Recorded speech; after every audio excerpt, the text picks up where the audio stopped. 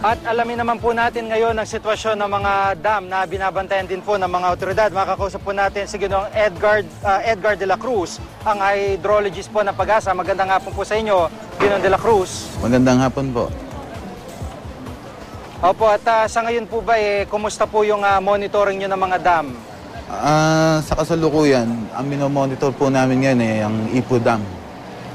Kasi kasalukuyan sila nakabukas ng one gate na may bukas na 0.3 meters na 48 cubic meter per second ang nilalabas niya. Opo, at yung po bang yung Lamesa Dam, meron nung peligro na umapaw? Kasalukuyan naming binabantayan, may difference lang siya ng 0.5 meters. At yun yung kasalukuyan namin binabantayan kung mag-overflow ang Lamesa Dam.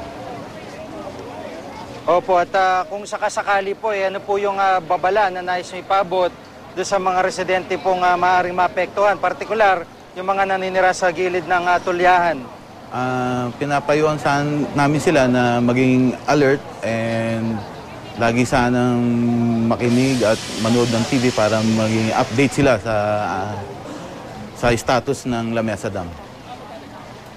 Opo, maliban po dito sa dalawang dam na nabanggit nyo, yung pong iba, Angat, Ipo, meron pa po bang peligro o may monitoring din kayong ginagawa sa mga ito? Sa ibang mga dams katulad ng Angat, Magat, Pantabangan, yung mga major dams natin, San Roque, lahat sila safe. Safe ang elevation. Opo.